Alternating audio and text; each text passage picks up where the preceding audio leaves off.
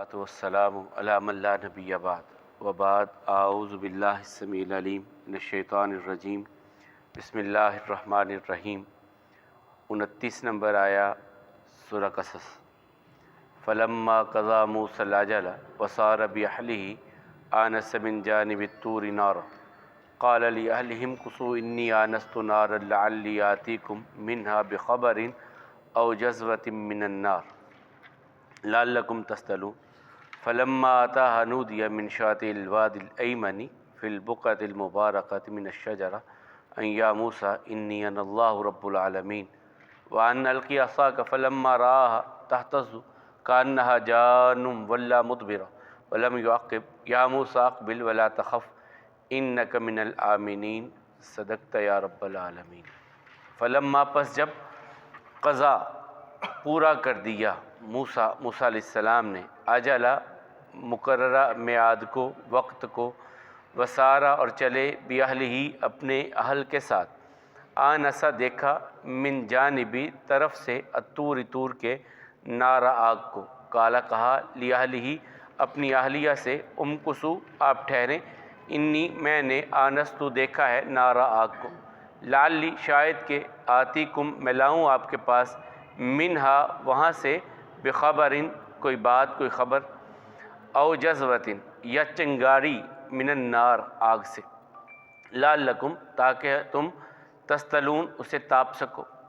فلما پس جب آتاہا آیا وہ اس کے طرف، نودیا آواز دی گئی، من شاطئ الواد طرف سے کنارے سے وادی کے، ایمن دائیں، فی البقعتی جگہ سے، مبارکتن برکت والی، من الشجرتی درخت سے، ان یا موسیٰ اے موسیٰ انی یقیناً میں ہی اللہ ہوں رب العالمین سب جہانوں کا رب، وان الکی اور یہ کہ ڈال دے عصا کا اپنی لاٹھی کو، فلما پس جب رآہا دیکھا اس نے، تہتز وہ لہرا رہا ہے، کانہا گویا کہ وہ جان سانپ ہے، ولا پھرے، مدبرا پیٹھ پھیرنے والے، ولم اور نہیں، یعقب پیچھے لوٹے، یا موسیٰ اے موسیٰ اقبل آگے بڑھ، ولا تخف اور نہ ڈر، انک یقیناً تو من الآمنین امن دیا گیا، اطمینان دیا گیا ہے۔ کل ہم نے پڑھا تھا اللہ احکم الحاکمین فرماتے ہیں جب موسیٰ علیہ السلام کی بارے میں یہ بات ان کے ہاں ہوئی کہ ابا جان آپ اسے مزدوری پر رکھ لیں اور یہ طاقت والا امین ہے، تو انہوں نے فوراً کہا کہ میں چاہتا ہوں کہ تم سے اپنی ایک بیٹی کا نکاح کر دوں۔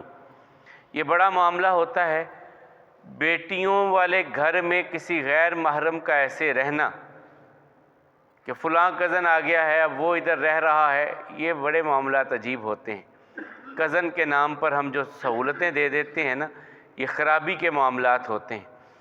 تو انہوں نے فوراً کہا کہ میں اپنی ایک بیٹی کا تمہارے ساتھ نکاح کرنا، نکاح کر کے رہو، ٹھیک ہے، ایک جوان مرد ہے وہ آپ کے گھر میں رہتا ہے اور گھر میں بیٹیاں ہیں، کس طرح آپ رکھیں گے اس کو، تو نکاح کر دینا۔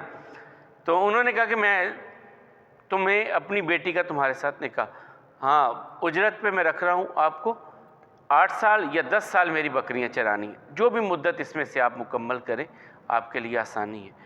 تو حضرت موسیٰ علیہ السلام نے کہا ٹھیک ہے، یہ میرے اور آپ کے درمیان طے ہو گیا کہ میں 8 سال یا 10 سال اس میں سے جتنی مدت بھی میں گزارنا چاہوں یہ میری مرضی ہے، اور میں اللہ کو اس پر وکیل بناتا ہوں جو بھی کہہ رہا ہوں۔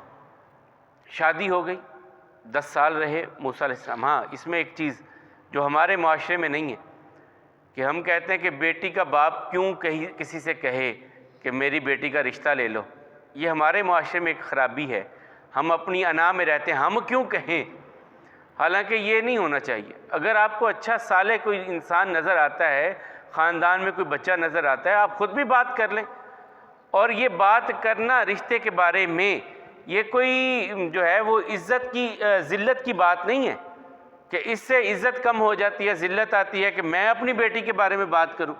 عمر فاروق رضی اللہ تعالیٰ کی بیٹی سیدہ حفصہ بیوہ ہو گئیں، اب انہوں نے خود بات کی ابو بکر میری بیٹی سے نکاح کر لو،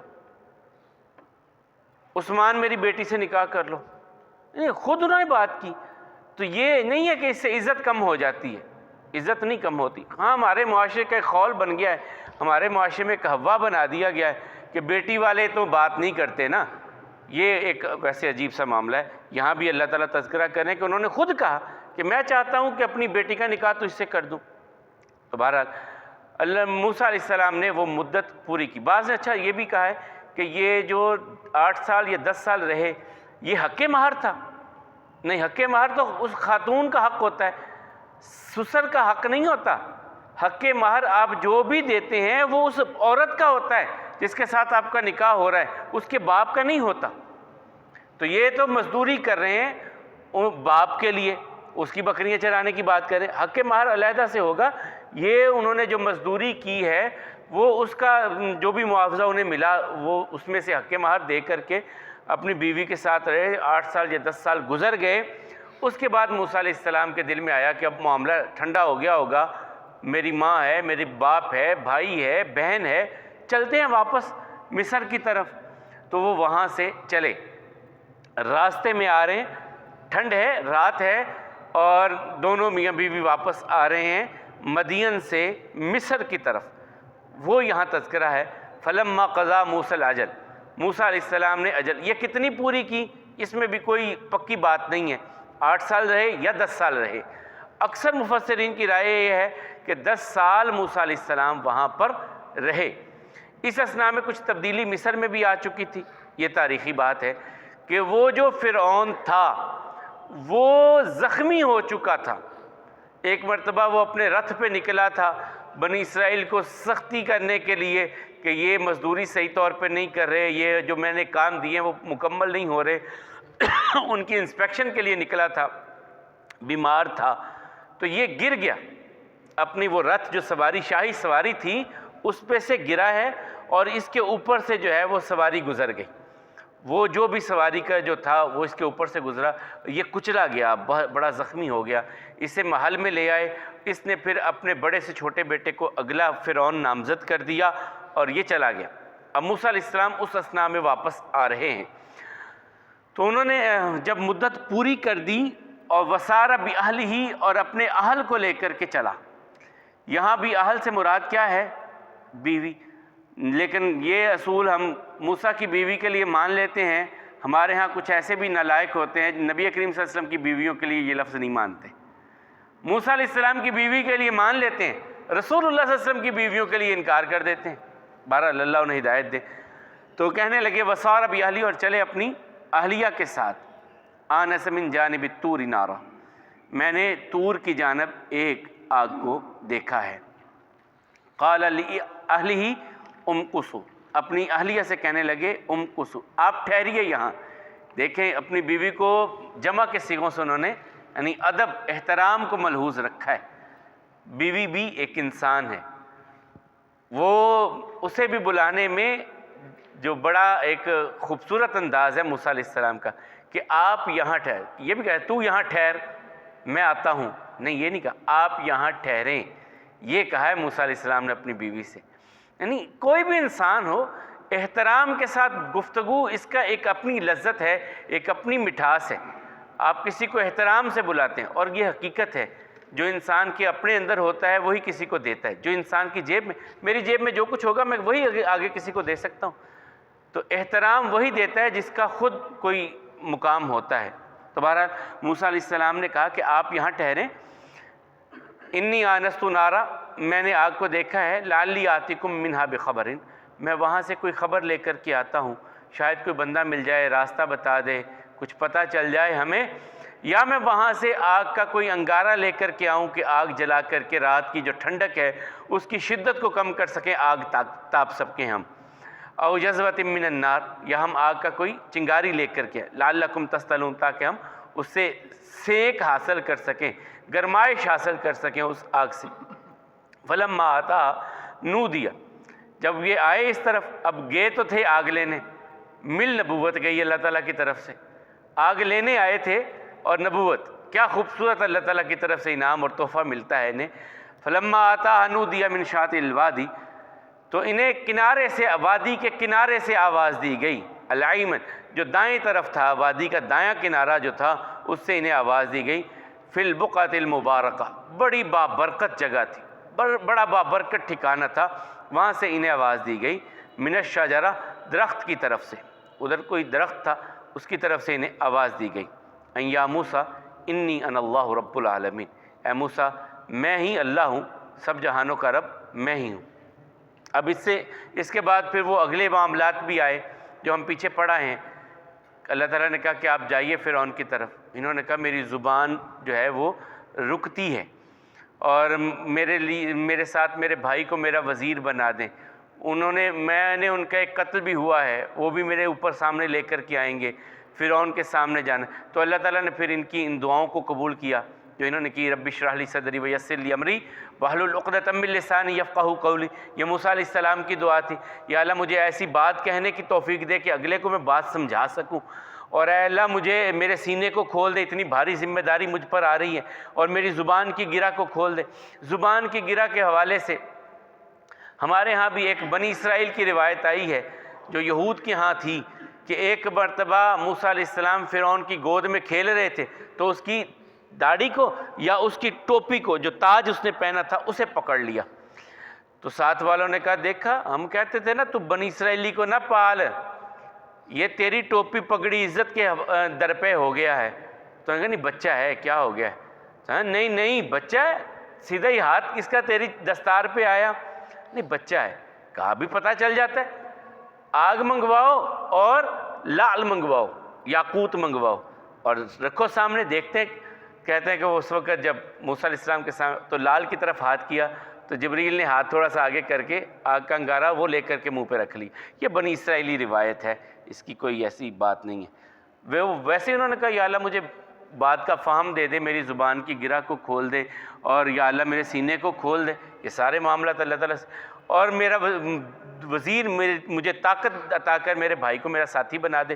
اللہ تعالیٰ نے ساری ان کی دعائیں قبول کر لیں، اور یہ بھی کہا کہ وہ جتنا بھی جابر ہے تم جاؤ، میں خود دیکھ رہا ہوں تمہارے سارے معاملے کو، وہ تمہیں کچھ نہیں نقصان دے سکتا۔ اس وقت پھر اللہ تعالیٰ انہیں کہتے ہیں وان القی عصاک، اپنی لاٹھی کو زمین پہ پھینک دیجئے۔ یہ لاٹھی کیا تھی اس کے بارے میں رات پڑھ کے بڑا اس پہ پڑھ رہا تھا میں رات ہی۔ وہ یہودی کہتے ہیں ان کے ہاں جنت میں آدم علیہ السلام کے جانے کا تصور یہ ہے کہ وہ جنت نہیں تھی، زمین پہ باغ عدن لگایا گیا تھا۔ ہم میں سے بھی کچھ لوگ یہ کہتے ہیں، مسلمانوں میں سے بھی، یہودیوں اور عیسائیوں کا نظریہ ہے کہ آدم علیہ السلام کو جب اللہ تعالیٰ نے بنایا تھا اور جنت میں ٹھہرایا تھا، وہ جنت زمین پر تھی۔ ہمارے بھی جو کچھ کہتے ہیں اس کی وہ خیر لمبا معاملہ جائے گا، وہ کیوں کہتے ہیں، ہمارے جو مسلمان لوگ ہیں وہ کیوں کہتے ہیں کہ زمین پر تھی؟ وہ کہتے ہیں کہ اس جنت میں جا کر کے آنا نہیں ہے، اس جنت میں اعمال کے بعد جانا ہے۔ وہ بہرحال ایسی باتیں، ان کی کوئی ایسی حقیقت نہیں ہے۔ وہ کہتے ہیں باغ عدن اللہ تعالیٰ نے زمین پر لگایا تھا، آدم و حوا کو اس میں ٹھہرایا تھا، اس میں سے جب نکلنے لگے تو آدم کے ہاتھ میں لاٹھی تھی، اور وہ آدم سے چلتی چلتی نوح تک آئی، نوح سے پھر ابراہیم کے پاس آئی، اور ابراہیم علیہ السلام سے پھر موسیٰ علیہ السلام کے پاس آئی۔ یہ یہودیوں کی ایک بات ہے، وہ کہتے ہیں کہ وہ لاٹھی تھی موسیٰ علیہ السلام کے ہاتھ میں۔ اللہ تعالیٰ نے پوچھا کہ یہ تیرے ہاتھ میں کیا ہے؟ انہوں نے کہا کہ یہ ابراہیم علیہ السلام کے بعد یعقوب سے یوسف، اور یوسف علیہ السلام سے پھر موسیٰ علیہ السلام کے پاس۔ یہ یہودیوں کا کہنا ہے کہ وہ لاٹھی آئی تھی، اور یہ وہ لاٹھی تھی جو آدم علیہ السلام جنت سے، وہ باغ عدن سے کہتے ہیں کوئی لے کر کے آئے تھے، یہ وہ لاٹھی تھی، یہ ان کا ماننا ہے بہرحال۔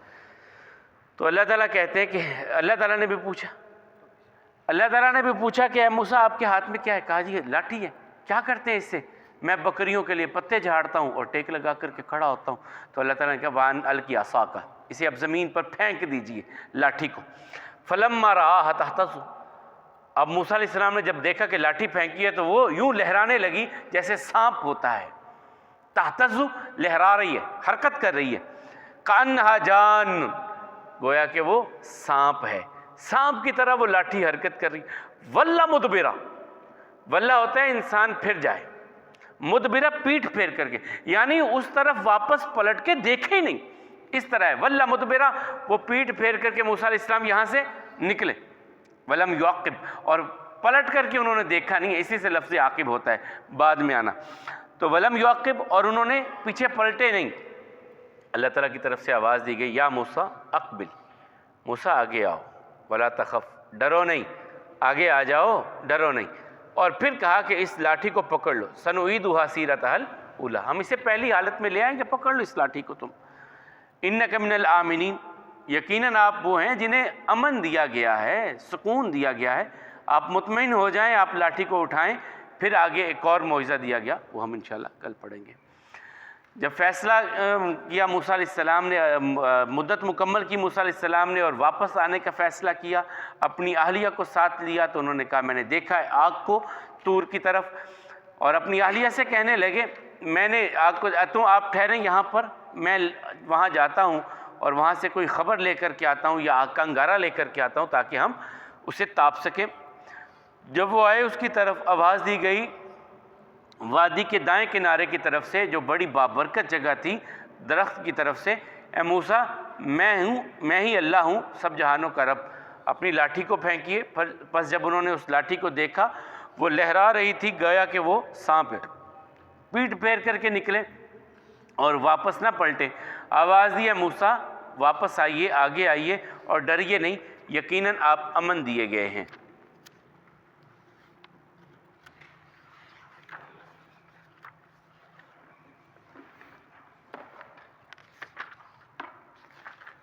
کل دعا پڑھی تھی کہ مقیم، آپ گھر میں ہیں، آپ کے پاس کوئی مہمان آیا ہے اور وہ واپس جا رہا ہے، تو وہ آپ کو 118 نمبر صفحہ پہ،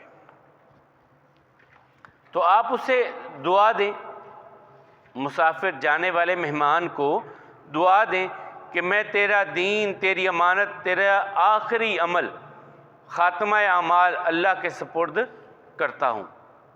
یا کبھی رسول اللہ صلی اللہ علیہ وسلم یوں دعا دیتے زودک اللہ التقوی وغفر ذنبک ویسر لک الخیر حیث ما کنت۔ زودک، زیادہ کرے اللہ، التقوی، پرہیزگاری میں، تقوی میں تجھ کو، وغفر ذنبک، اور اللہ تعالیٰ تیرے گناہوں کو معاف کرے، ویسر لک الخیر، اور تیرے لیے خیر کو، آسانی کو، بھلائی کو اللہ تعالیٰ تیرے لیے آسان کر دے، بھلائی اور خیر کو۔ حیث ما کنت، جہاں بھی تو ہو، جہاں بھی وہ خیر ہو یا جہاں بھی تو ہو، خیر تیرے لیے، خیر کے معاملات آسان ہو جائیں، یا تو خیر کے معاملات کو لے کر کے آنے والا، آسانیاں لے کر کے آنے والا ہو جائے۔ جس طرح کہ رسول اللہ صلی اللہ علیہ وسلم نے فرمایا کہ بعض انسان جو ہیں وہ خیر کے لیے چابیاں ہوتے ہیں اور شر کے لیے تالے ہوتے ہیں، اور کچھ انسان شر کی چابیاں ہوتے ہیں اور خیر کے تالے ہوتے ہیں، یعنی جب بھی وہ جہاں بھی جاتے ہیں خیر ہی لے کر کے آتے ہیں، شر کو روک دیتے ہیں، اور کچھ ایسے بھی ہوتے ہیں جو جہاں جاتے ہیں شر ہی لے کر کے جاتے ہیں، خیر کو روک دیتے ہیں۔ اللہ ہم سب کو خیر والا بنائے، خیر کی چابیاں بنائے، اور شر کے لیے ہم سب کو تالا بنائے۔ اقول قولی ھذا والحمد للہ، استغفر اللہ لی ولکم ولسائر